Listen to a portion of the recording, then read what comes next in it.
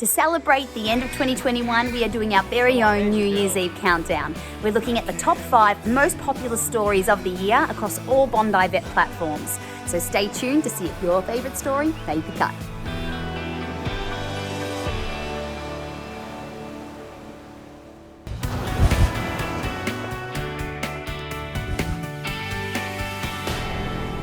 Come on, girlfriend.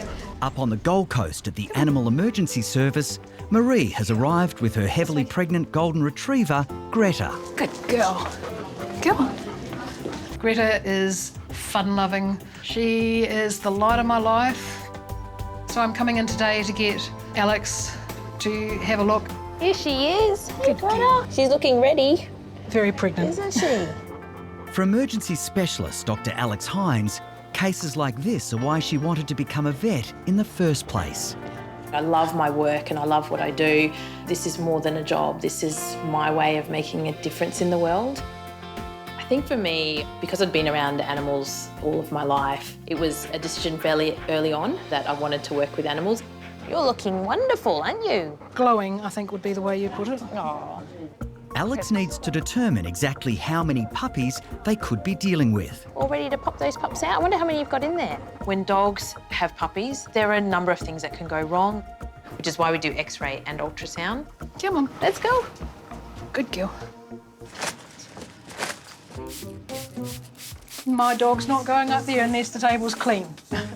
What are you Has to be clean for my girl to get up there. Marie isn't just a client, she also works with Alex. She's the kennel attendant in our hospital, which means she pretty much cleans this whole place. All done. We call her Nana Marie because she really is like our Nana. Hey Greta, how you doing? Gerardo, he is my life partner, but he's also my partner in the hospital. Greta, come over here. Come Greta. And he's very helpful when it comes to heavy lifting. Oh, big girl. Good girl. So how many puppies do you think she's got in there, Marie? I think around about 10. I'm going to go with 12. You're going with 12? Yeah. We'll see. Jen? Let's see. 8. 8, 10, 12. It's always a bit of a guessing game as to how many puppies are in there. You ready, sweetie? I'm just gonna roll you over, Greta. Good girl, good girl. There you go. That's my girl. Ready, team? I think we've pretty much got all of her in. Okay, I'll press the button. 1, 2, 3. Find out if I'm the winner. Look at that. Whoa. Look at them all. Wow. There's a lot of babies. Look in how there. crowded they are. There's not room for all of them. Must be fighting for space. With the X-ray showing multiple puppies overlapping, Alex is concerned some might not be getting enough oxygen or could be crushed. When you've got that many puppies that are all jammed inside a confined space, there's a lot of things that could go wrong. Literally filling all of her belly there. Here we go. 1, 2, 3, We've taken the X-rays and guess what? 10, 11, Really? 12. There's 12 puppies in there. Alex has won the bet, but now must investigate the possible complications of such a large litter. All right, let's take her through. We know with any pregnancy comes with its set of risks. She's got 12 puppies that she needs to push out, and she may just become exhausted and not be able to deliver all those puppies herself. If at any stage we feel like she's in trouble, then we would have to discuss about whether we would need to take her to surgery to do a cesarean. The health of each pup is also critical, so Alex must now perform a vital examination. Ultrasound will allow us to see how healthy the puppies are. So we'll be looking for the heart rates of the puppies, and that'll help to tell us whether they're in any distress or not. So there's the heart beating. The heart rate for this particular puppy is 185 beats per minute. It's a perfect little puppy heart. It is crowded in there, isn't it? I don't think anyone wants to be that close to their brothers and sisters. So is it possible, because there's so many puppies crammed in there, that we could be coming into some trouble? That is possible. When you have that many puppies in there all fighting for nutrition and blood supply, it can mean that some of them are not getting the nutrient supply that they need. Because if some of them are in distress, it does happen sometimes that we'll have to get in there and get them out quicker, do a cesarean if we have to. You do what's necessary. What we have here is little puppy's heart, and the heart's beating nicely. Marie, these tests help us to give us more information, but really, we're not going to know how things are going to go until it actually comes time for her to deliver. Okay. Now, we can't possibly see all of the puppies on ultrasound, but the ones we can see look healthy, and that's really good news. So everything so far is looking good. Perfect. Thank you very much. But the news is bittersweet for owner Marie. Hi, Dandel. This is where I have to totally rely on you, Alex, because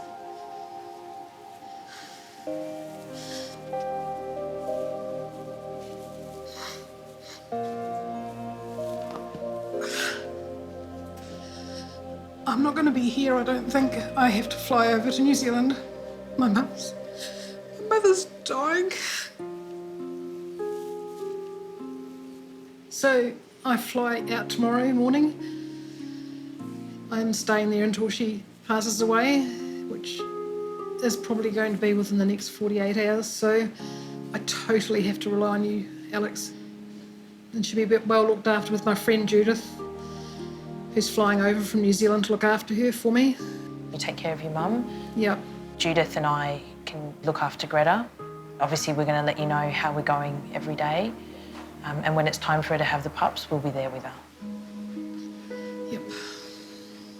I feel like I'm letting Greta down, but I'm not, because I know that you're going to be there, so... Thank you.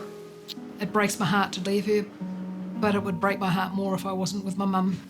The most important thing now is for you to be with your mum. Yep. My mum was diagnosed a few weeks ago with terminal cancer, and there is not much hope of her lasting until the weekend. Marie, you know we're going to take really good care of her and look after her. Thanks, mate.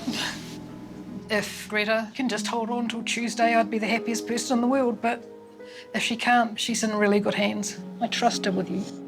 We could really start to see Greta deliver these puppies at any moment. And so I'm going to be there for her in every way that I can. You try and wait. Good girl.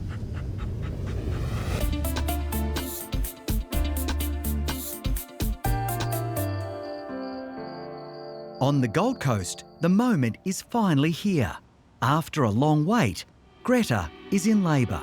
Good girl. You're doing so well, Greta. And she's already delivered 5 of her 12 puppies. She just got into it and knew what to do, and off she went. Sadly, owner Marie is in New Zealand to be with her terminally ill mother. So daughter Melanie and friend Judith have been on puppy watch. A little stressful, but me and Judith have been a good team, so it's been good. But with so many puppies expected through the night, they've called in vets Alex and Gerardo for much needed help. When I got the phone call, I turned to G and said, I promised Marie that I would be there, so let's go. Hello? Hello! Oh, goodness, it's all happening. Hello! Sure is. How many have we got so far? 3 boys and 2 girls. Wonderful. Marie is going to be so excited. Are you cleaning your puppies already, Greta? Oh, she's just been amazing. She's just acing this. The licking that she does will encourage them to take breaths. Although Greta's doing an incredible job helping her puppies to breathe, We've got some pushing there. she's feeling the strain of delivering such a big litter. And puppy number 5 is struggling. Yeah, this one's a bit blue, hey? Yeah, he's a bit quiet, that one. You want me to rub him a little bit? She's a first-time mum. She's got a lot of puppies. There's a lot of things that could go wrong. You know, when they're born, their lungs are filled with fluid, so they have to quickly get rid of that fluid to try to then get air in their lungs. That's probably the reason why Mr. Blue looks a little bit blue. A little bit blue, He looks a actually. little bit blue. Gerardo's vigorous rubbing works. That's better. Yeah, and I think there's another one on the way. Here we go, we got a puppy. Puppy, good towel? Come on, push little darling. With good girl Greta. Puppy number 6 arrives, and it's a little boy. So this little pup's still got the placenta attached, but we're just going to let Greta have a good lick there. That's it. Suddenly, there's another surprise arrival. Owner Marie calling from New Zealand. Hey, Marie! We got 6 bundles of joy for you, Nana. You're doing a wonderful job. Greta gets all the credit. She's doing all the hard work here. And I think there's another one on the way very shortly. Oh, yep, here we go. We got another one. Here we go. Yay! Wow. Marie has just been to her mother's funeral today. This would have to be one of the saddest days of Marie's life. But seeing these puppies being delivered, I think it's quite healing. Gosh, that one caught me completely by surprise. An emotional Marie is overjoyed to witness the arrival of 3 more puppies. She doesn't seem to be having any problem at all. She's been great. But no one can relax just yet as a 10th puppy arrives. I was going to give that to you up there. Okay. This tiny puppy is in trouble. Very lively. Come on, sweetheart. I delivered the 10th pup and I just know there's something wrong. Come on, breathe. Come on, little one. Hey. Breathe. Hey. I just hope there's something we can do to bring this pup through. Come on, sweetheart. Come on. Greta, we are trying, honey. Come on.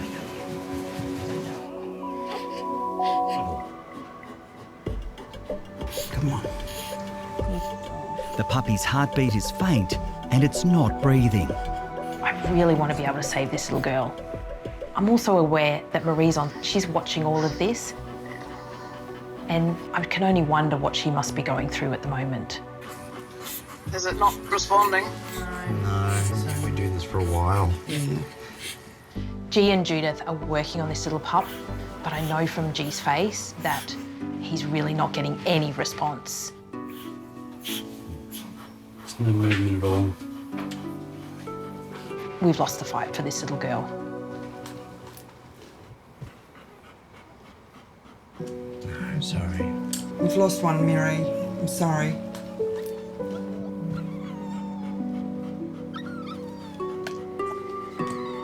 We're all devastated, but we've got to get back to Greta because she's still got more puppies to deliver. Good girl. And she's going to need all the support she can get. Oh, that was a big push, that one. She's looking really tired, eh? I think she's given it everything to this point. Greta, you're a good girl, darling. This one's coming backwards. It's puppy number 11. Oh, that's the whole thing. No, there's not much movement. Come on, come on. All right, Gerard, I'm going to hand this one to you. Ready? 1, 2. Yep, you gotta. Yep. Oh, come on. Come on, hey. We got a light one. Yay. Oh, listen to that, Judith. Can you hear that, Marie? Yeah, I can. There's a lot of strength in this one. I'm sorry. What a great noise that is, hey? That's a relief to hear that. Nice pink little nose. Means she's taking lots of oxygen into her nice dry lungs, hey? I think there's one more on the way, and we just need her to get this last one out. There we go. Come on. Yeah, he's moving. He's moving, Marie. Lucky last. Pretty big for the last one. Aren't you? 6. It's a boy. Hey, that's your last baby. Good girl, Greta. The last puppies arrived How's that little one going, hey? and they look great. They're in good health. Greta, she looks tired. We're all pretty tired, actually. Very proud of Greta. She's a good mummy. You've done an awesome job, Alex and Gerardo. And Judith and Mouse. Thank you so much. I think we've all done a fantastic job, but the credit has to go to Greta. 11 of Greta's puppies have made it, but they'll have to be closely monitored over the next few critical days to make sure they're healthy. You just come home safely, Nana, and your extended family will be waiting for you when you get here. It's a big family. It sure is. You're going to be one busy Nana.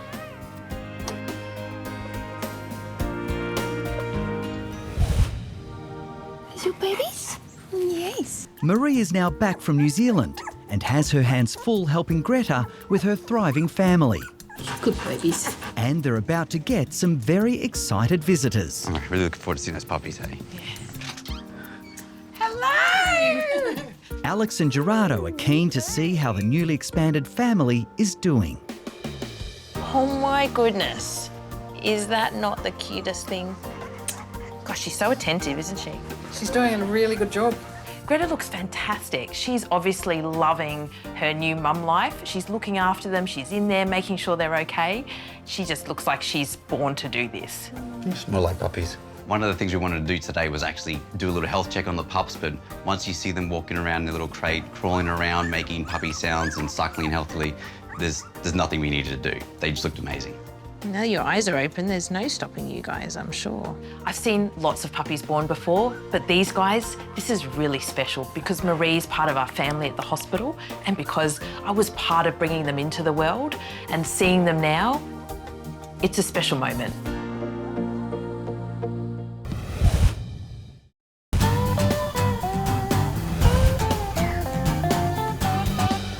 I'm on my way to work and I've just had an interesting call from some friends of mine. They've seen a critter in their lounge room and my guess is it's probably nothing, but I'm going to go and check it out. Australian Reptile Park General Manager Tim Faulkner is answering a call for help from family friends who live close to the park. Hello. Hey. What's going on? We have got the ugliest spider. Well, so Slim said, he screamed like a should girl. have seen it, it was massive. How big? It's just started behind the TV just then. With a scary intruder on the loose, Kirsty and Salim are worried about the safety of their young children, Tilly and Maeve. The fear of having spiders in the house would be how venomous they are, how deadly they are. They could bite us and potentially kill us. So how big are we talking? Mate, it was pretty big. I reckon about that big. Tarantula? Well, it seemed that big when I was scurrying across there. Righto. Salim says it was decent size, which means it's probably not going to climb up a wall. It's going to be a ground spider. But you know, there are lots of big black spiders, and it could be any one of 10 species. The most dangerous culprit would be a redback or a deadly funnel web. The plan of attack is to just have a look peripherally because I've got two little kids running around. Now, I could be looking in one spot. I don't want a spider popping out in another spot and getting someone on the toe. So you haven't seen it for 20 minutes, eh? Yeah, 20 minutes. Just hang back from there a little bit, girls, in case there's something behind there. I am not impressed that we have a spider loose in our house. The thing that scares me is that the kids might get bitten, so this is a little bit worrying. Come on down. You found it? Nope. Not yet. Nothing under the sofa. Little bit of dust, little bit of mess. That's normal, but no spider. Let's just have a look in here. Yep, just watch your fingers there, mate. Yeah. Little bit. Pretty just heavy. Slider. Till up on the couch. I'm getting on the couch too, in case he runs out. In behind the TV cabinet, I can see a lot of cords, that's standard. But then one leg pops out. Kirst, you are not going to believe what it is. Holy hell. Tilly, just watch out there, darling. I did not expect to find a funnel web spider inside my friend's house, the world's deadliest spider. Just hang back there because he might come under. This is the spider that ran across right there where the kids are. Yep. TVs, that's unbelievable. People have died in 75 minutes after being bitten by a funnel web. And for little kids, they're smaller and that can happen quicker. That's really scary. The pressure is now on Tim to catch the deadly intruder. Hey, watch in case... Whoa, whoa, hold on, he's on the floor, guys. Take that, mate. Oh, he's moving, he's moving. Where is he? Funnel webs are not only venomous, they're very aggressive. Big fangs.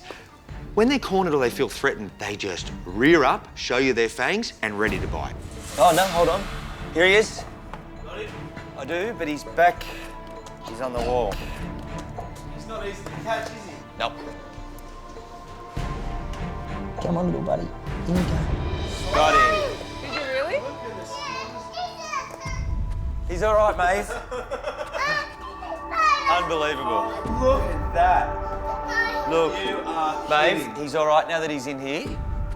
So, Kirst, I wish I could have told you it's not to worry about, but that is a funnel web spider and a male, the deadliest spider on Earth. Oh my goodness. This is every parent's worst nightmare, but Tim has even more bad news. Do you know why I think he's in your house? Because he's looking for a girl. Yeah, right. So you're likely to have... Potentially, there could be Big another girl. You're likely to have some girls around. The boys, you know, this weather warms up a little bit. They go out in search of females, and that's what you end up with. My heart's beating. The last thing I want to find is another funnel web lurking around our household. Want to look under the dishwasher?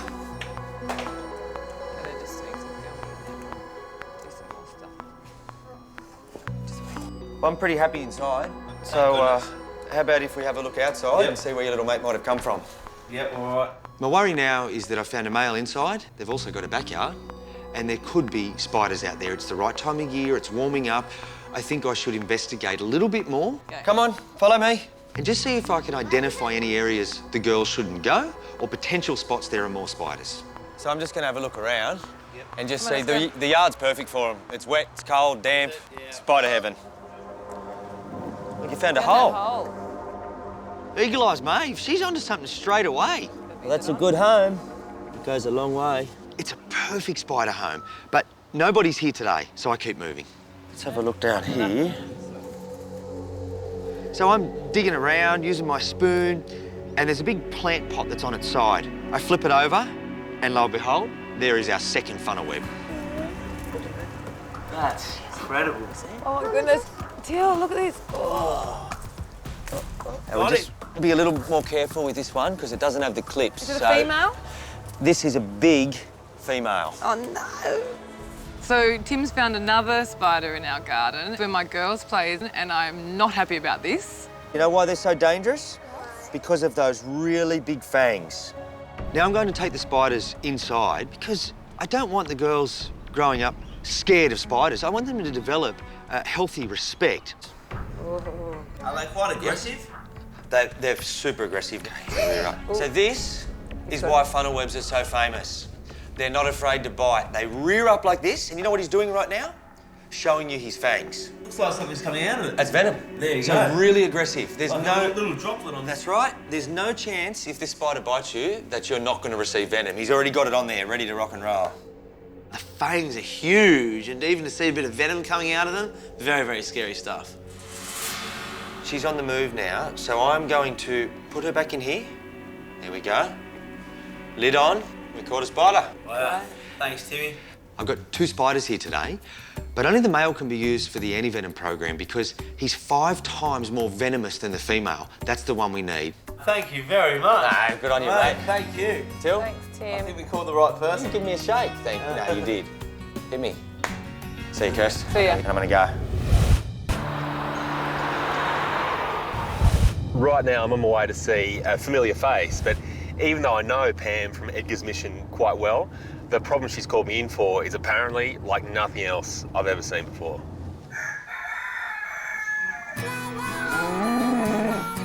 Chris has been called to a special animal sanctuary on the outskirts of Melbourne G'day, Pam. Howdy. to meet a fugitive in trouble. How you doing? Good to see you. Now, a sheep. You've got to see this one, Chris. He's like nothing you've ever seen before. Poor fellow, he's only just come to us, and we really need your help because we've got to get him the best welfare outcome. He's in a bit of a bad way. Let's have a look at him. Where is he? He's over here. Oh, yeah. You'll pick him up straight away, yeah. Yeah. Look at the size of him. When I first see this sheep, all I see is a big round mound of wool with a little face in the front. So where did he come from? Legend has it that he survived the 2009 bushfires that in Kilmore East, and he's just been roaming through the bush since then. So he's escaped shearing for, what, at least 5 years? Yeah, it's amazing that he's alive today. It's extraordinary he can even walk around with that amount of wool on. It is, and you can see he's having a little bit of trouble walking there. I mean, the worry I have is that he could have any sort of problem lurking underneath that wool. I mean, fly strike, any sort of skin infection in there. So really, before we even think about shearing, we need to work out whether he can handle shearing. Let's have a look at him. Okay, as you can see our friend down here. His name's Ben Hall, and he's certainly a bit of a bushranger.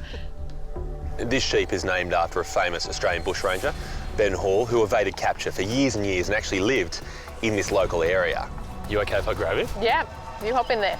Ben Hall, the bushranger, was eventually captured and justice was delivered.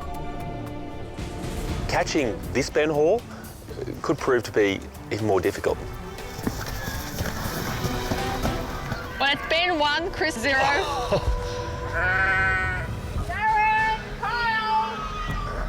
don't like being beaten.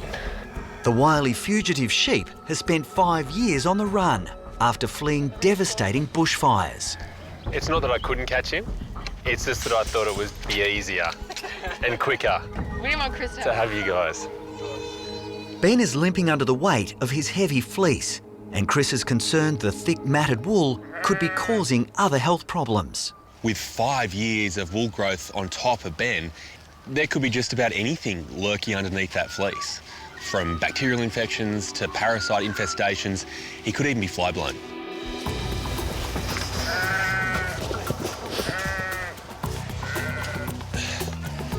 Good job. Putting the cuffs on now. I know, it's like the law finally caught up with Ben Hall. Chris, Pam and the boys now need to move their captive to the shed. Yep. Let's go. So we'll walk him. Oh, he's bucking and everything. But Ben's not going anywhere without a fight. Okay, mate. Okay, Ben. Let's just go with it now. Come on. Ben Hall is an incredible miracle. He's a testament to the will to live. It's amazing. He's now taking 3 of us for a walk. Just like you and I would try and survive the best we could out in the wild, Ben Hall has done that and he's done it admirably, but his time was up. I'm going to try the impossible here. He's got, you know, a foot of wool there. And that must be pulling on his skin too, Yeah. mustn't it, poor fellow? I couldn't believe when I put my hand in, it was the length of my arm, that much wool. That is an incredible amount of wool for a sheep to have when considering we shear them, it's about that much wool. I'm trying to listen through a lot of wool, but I can just make out his heartbeat there. So, I mean, it's certainly elevated. Just everyday life for him is a stress at the moment. So let's shear him. Okay, let's do it, yeah. Fiercely protective Pam can't relax. She's now worried about how Ben will cope with being shorn. Look, the worst case scenario with these sheep is that they could suffer a heart attack because of the stress that they're under. We're lucky that we've got Chris on hand to monitor him throughout the procedure. I wouldn't have peace of mind if we didn't have that happening today. How are you? You're Shearer. Hey, Tony, I'm Chris. Nice to meet you, Chris. You want a hand with that? If you can grab my toolbox, that'd be good, thank you. Yeah. Shearer Tony Adams has now arrived to give runaway sheep Ben Hall his much-needed haircut. Ever seen that much wool? No. There's 4 or 5 years on him. Yeah, that's what we think. We are very, very fussy with anyone who is allowed near our animals, and we have the most wonderful shearer that we've found who's very gentle and compassionate with our sheep. Should be right to tip him. Hello, mate. So you want to grab him all by yourself? Yep. Tony weighs about half of what I do, but seems to have about 3 times the skill when it comes to catching sheep, because he goes pretty close to nabbing Ben all by himself.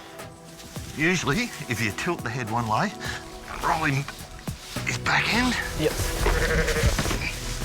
Not a good look. That's right. Pam? Yep. It's quickly becoming obvious why Ben has been so hard to subdue. He's a ram. He's all man. The first thing we notice the moment Ben goes onto his back, well, it's hard to ignore. He has enormous testicles. Wow, that's quite something. Most lambs have something called lamb marking, where they're castrated, they're given an ear tag, they're drenched, they get the full works. Obviously, Ben wasn't around for that day. He escaped with everything intact. See that? Another month and that'll be fly struck. Yeah. All through here. You're lucky, mate. He's always going to find this overwhelming. There's just no real other option. Shearing isn't just like a simple haircut. For a sheep, it's a full-on audio-visual experience. The stress of those sounds and being forced into a new position for that period of time, it can be enough to cause a heart attack, which can kill him.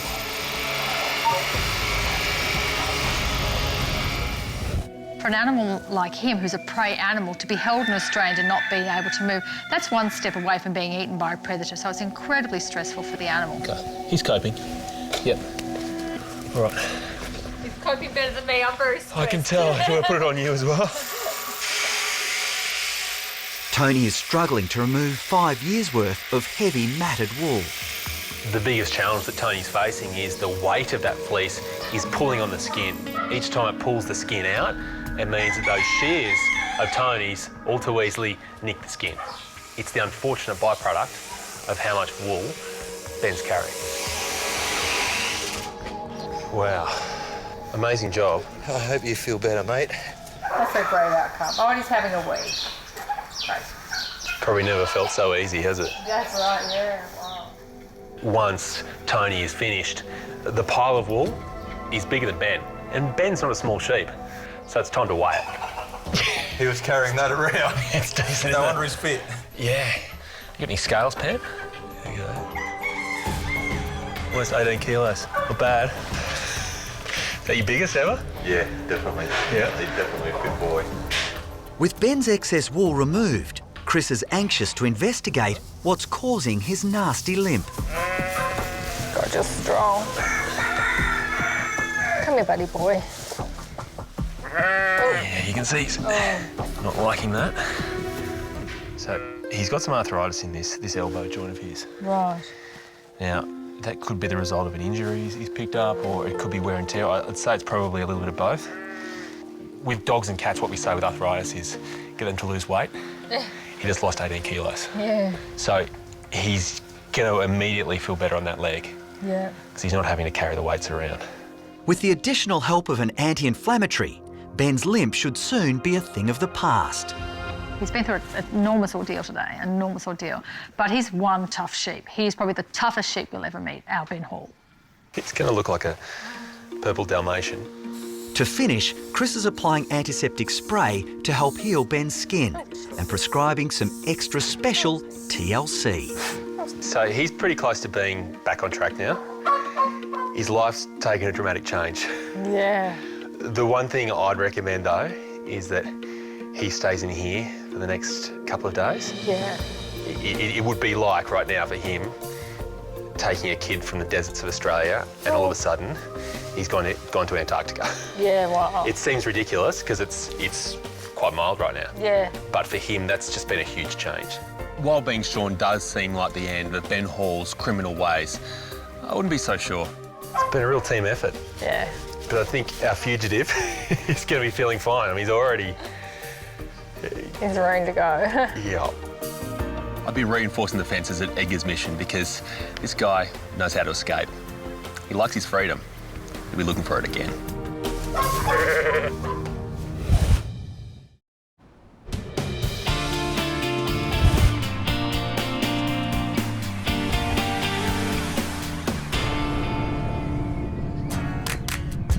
A familiar sight around Sydney is the mobile vet clinic run by identical twin vets Audrey and Alison. I don't know what it's like to not be a twin, but it's definitely The best thing ever. advantageous. Yeah, we work together, we have the same likes, we know what the other one's feeling. Yeah, and we're the other half of each other.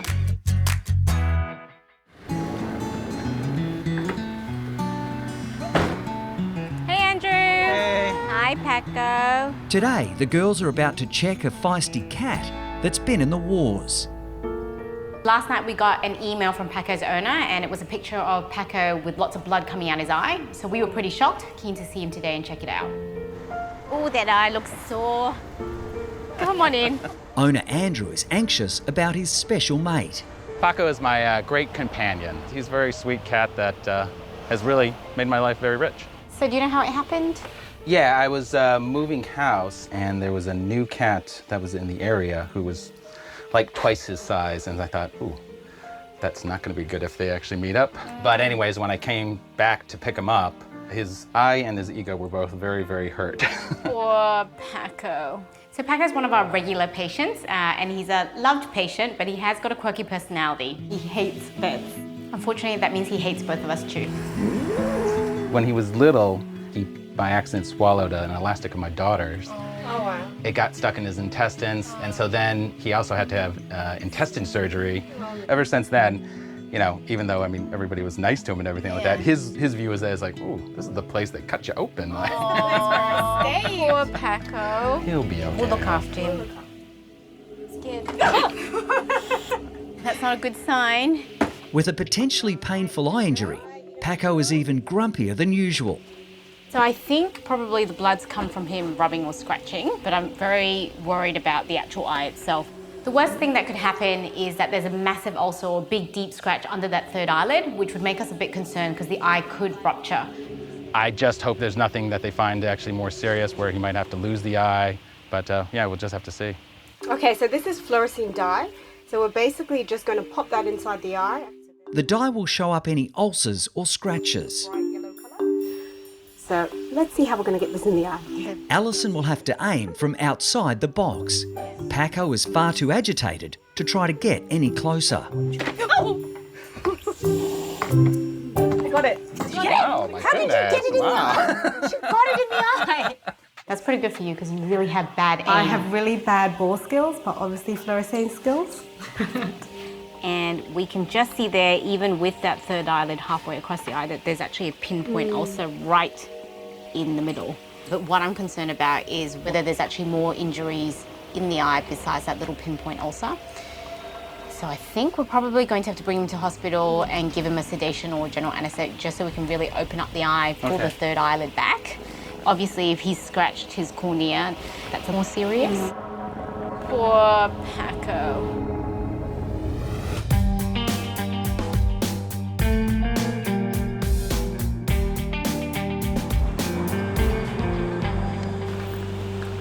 Here we go, Paco. Here is Paco. Back in Sydney, Audrey and Alison have arrived at the hospital with Paco. We can see an ulcer in the middle of the eye, but we're actually worried there are other ulcers underneath the third eyelid. So often with ulcers, they can actually rupture the eyeball, and that's because it's a weak point that can burst. So we're going to have to give him some sedation and have a look at that eye properly. Paco got his nasty eye injury in a fight with another cat. The grouchy 4-year-old doesn't like vets, so the girls aren't taking any chances. Defense mechanisms we brought today, garden gloves for each of us, big fat towel. Right, gowned up, ready to go. Ready to go. So I'm gonna open. Go, go, go, go, go. That's good, that's good, that's good, that's good. Despite his reputation, Paco barely puts up a fight. So at the moment, we're giving Paco some oxygen and we've added in a bit of isoflurane, which is an anaesthetic gas. It's just gonna make him quite sleepy so that we can eventually get him sedated to have a look at that eye. Wow, that was a bit easier than we thought. He's still growling at us. He's a bit better, he's growling less. All right, so we're gonna move the carrier. With Paco finally settled, the girls can now get their first close-up look at his injured eye. Ooh. Oh, wow. Oh, that conjunctiva is really red. So you can just see that lower conjunctiva. So I'm just going to give the eye a very good flush. So there's quite a few things bulging out of the eye at the moment because it's so inflamed. This is the third eyelid. So the third eyelid is like the windscreen wipers of the eye, and it helps actually clean the surface, get it lubricated with some tears. Oh, look at all that pus. There's a lot of pus back here. He's actually got a hole in his third eyelid underneath, look. Yeah. Oh my goodness, how did you do that? He's ripped the whole underside of his third eyelid. We pull back the third eyelid and we can actually see almost like a hole at the back of it, like a big deep scratch. So I think that's where the bleeding's coming from. Quite an unusual injury. I don't think I've ever seen anything like that before. It's quite remarkable to think how another cat's nail He must have just hooked it under the third eyelid and then pulled that. If that nail had gotten anywhere else, so if it had actually hooked into his cornea and pulled through, he could have ruptured his eyeball and potentially have lost that eye. So in a way, it's like it caught on the third eyelid and just damaged the underside of that. All right, we'll just turn off the lights. You hold that. So we're just going to check again with some fluorescein stain and make sure there's not any more ulcers there. The actual eye itself only has that pinpoint ulcer, which should heal well as long as he doesn't rub or scratch his eye.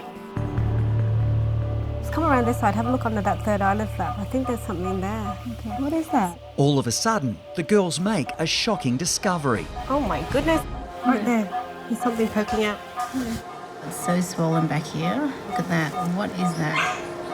Oh my goodness. I'm just going to pull it out. Oh my. This stick is massive. It turns out it's a 5-centimeter stick that's entered between the eyeball and his third eyelid. That is insane. It's probably one of the weirdest foreign body positions I've ever seen. Poor Paco, no wonder he was so grumpy.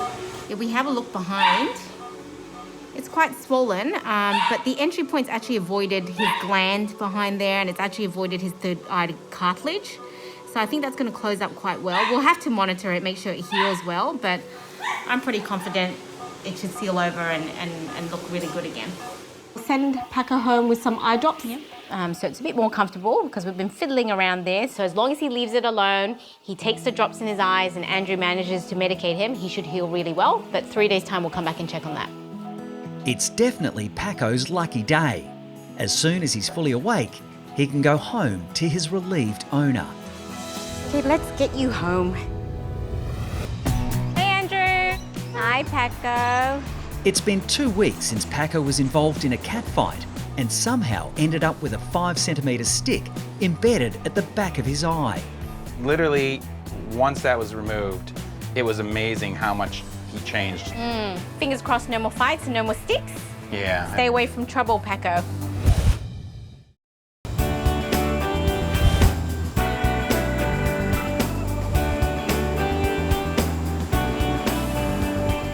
There's no doubt that up here in North Queensland, the saltwater crocodile is king. They're at the absolute top of the tree when it comes to predators.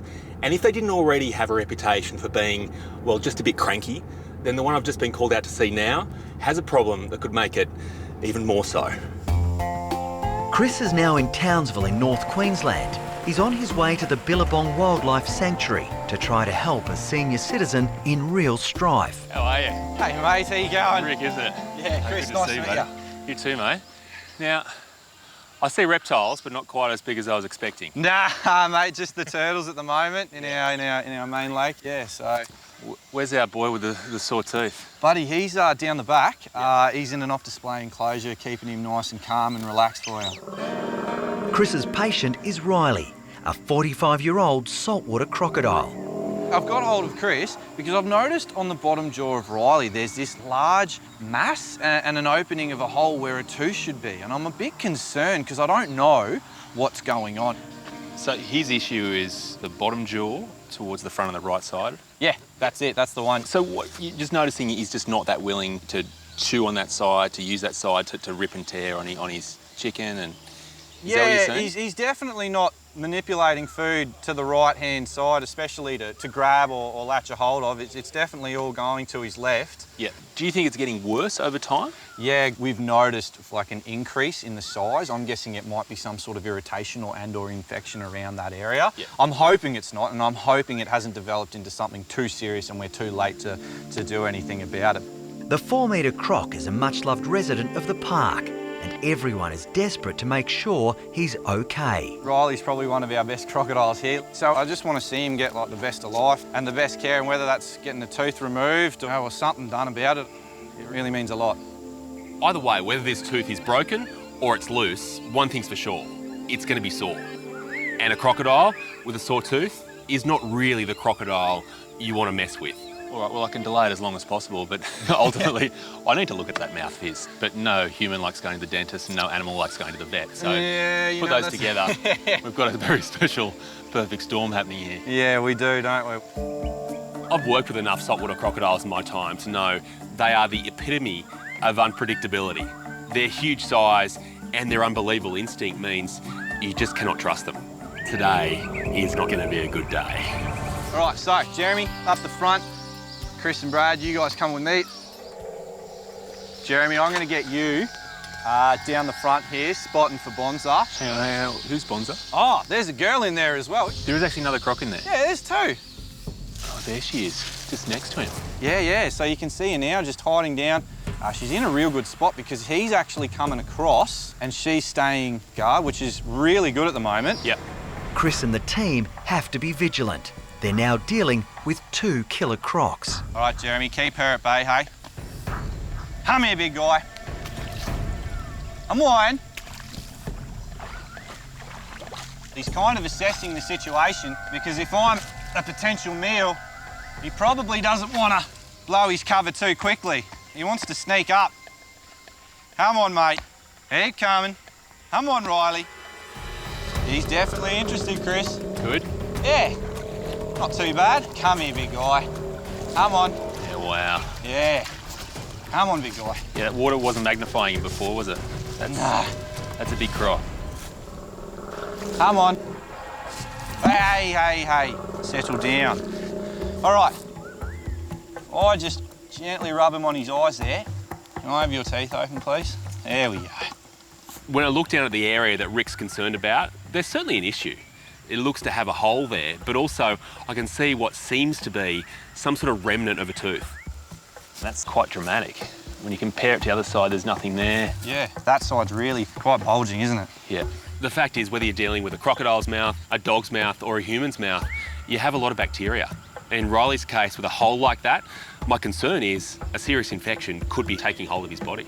Look, that shouldn't be hollowed out like that. And I can see at least 2 teeth. Yep. Possibly a third. When when really there should only be 1 there. There's no doubt that Riley's jaw requires urgent medical attention. But first, Chris needs to assemble a large specialist team and come up with a plan. All right, well, let's get back out. Okay, sure. Okay. See you soon, Riley. Catching a croc is never easy. One with a sore tooth is an even bigger challenge. And one that has a girlfriend in a pond just a few metres away? Yeah, this is going to be quite the show.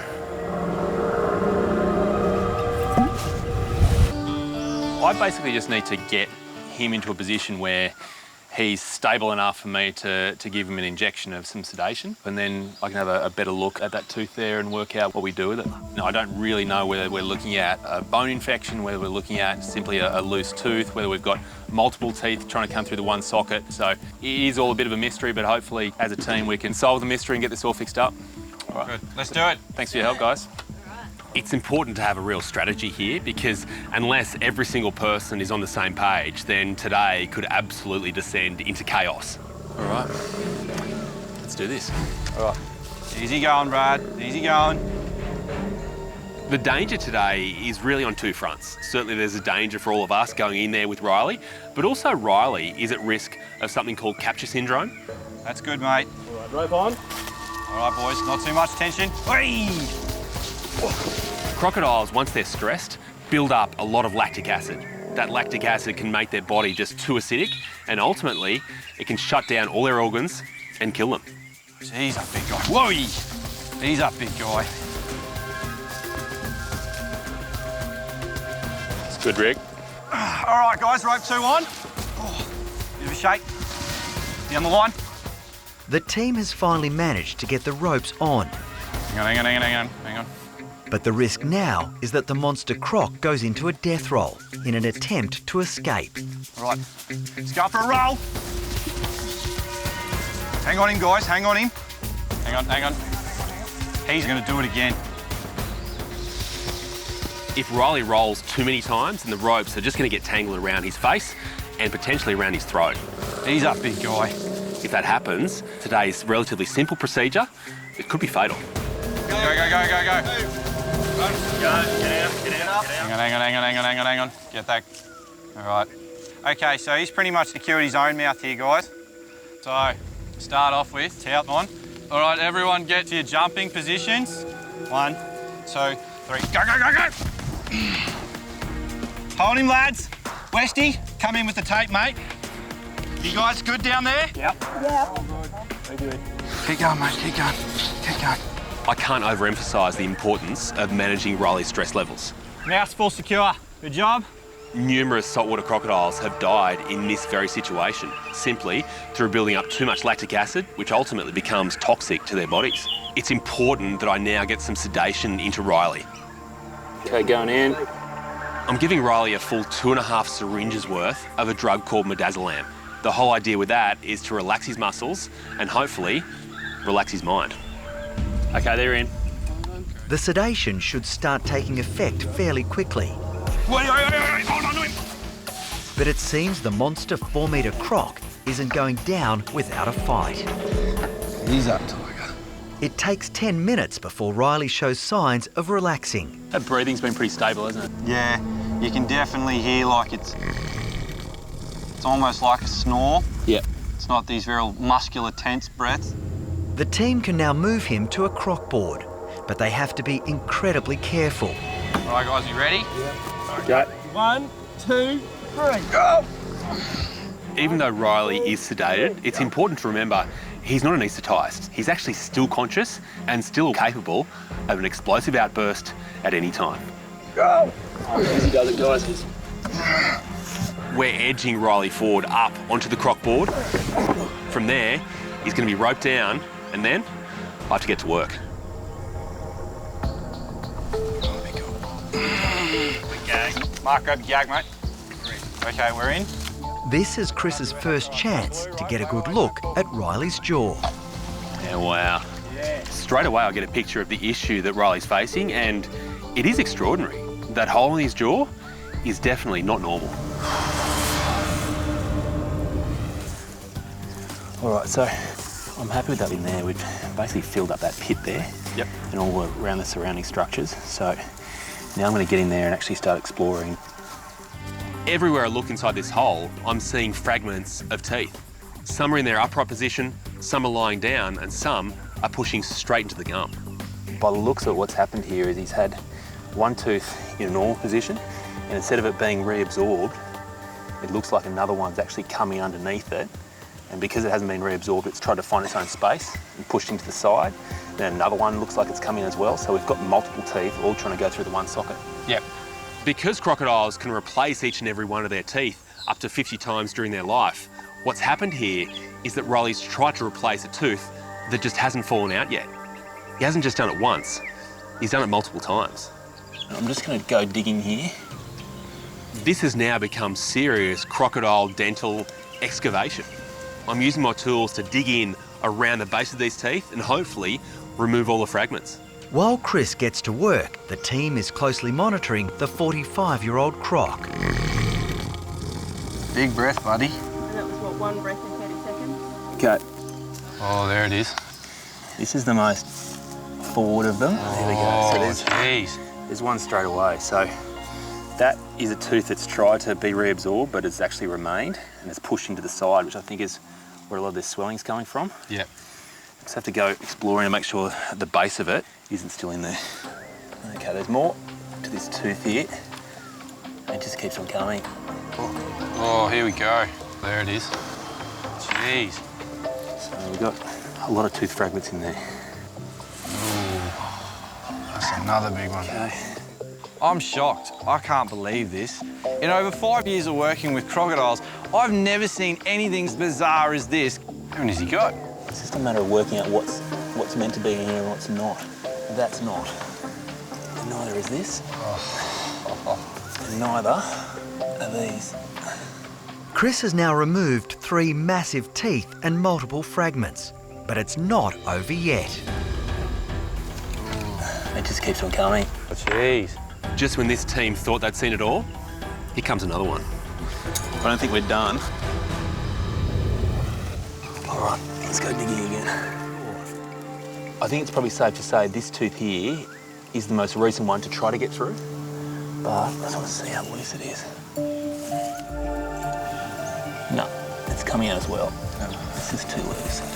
While crocodiles produce teeth throughout their entire life, each and every tooth that comes through the same socket is a little bit bigger than the last. If this tooth is the most recent tooth, like I suspect, then chances are it's going to be the hardest to remove. You've got to be joking. Sorry, Riley. Oh, jeez. There you go, mate, that's yours. Oh. It gives you an idea about the resilience of crocodiles, doesn't it? That he's been tolerating that and ultimately fighting the infection. Well, thankfully, there's no more. Oh, lucky that. Tooth fairy be broke. All right, let's give everything a clean up. When you line up all those fragments and see what has come out of that small hole, it is unbelievable. What Riley has been living with is beyond our comprehension, but just shows you the resilience and the power of these crocodiles. Okay, just brace yourselves, guys. An antibiotic injection completes Riley's treatment. Okay, well, I'm clear. You would think that now the dental issue's been taken care of, our work here is done. But oh no, we still have to release Riley. Hang on. All right, you ready? There we go. So just stay where you are, Mark. Just keep pulling, guys. Okay. Rightio. All straps are off. All right. One by one, these ropes are released, and it's time for Riley to rejoin his girlfriend. Go. 1, 2, 3. Back legs are clear. Yep. Off. You and Brad. All right, good, good, good. All right, guys. Hang tight, hang tight, hang tight. All right, we're going to do this. Ropes free, mark out. Wait, come here, guy. Come on. As Riley's released, he's a little ginger, but sure enough, one leg follows the other. Moving all right, mate. Yeah, he's looking good. Yeah. Riley's always had a smile that only his girlfriend could love, but now we've removed these teeth. He's going to have a little gap in there for a few months, but overall, for Riley, this is an amazing result. Mate, thank you very much. Well done, buddy. Oh, I couldn't have done it without you and my team. Mate, what a great team. Yeah. Good work, guys. Oh, top job. Chris is a fantastic vet, and I don't think there's too many vets out there that are brave enough to shove their hand inside a crocodile's mouth. That was unbelievable. Look at this, straight away, his girlfriend. He's just saying, oh, look, I'll be a little while. It's been a rough day. Rick and his team are understandably over the moon over how today's worked out. It's a huge result for them and also for Riley. The only one that doesn't really win out of today would have to be the Tooth Fairy, who may very well go broke after this.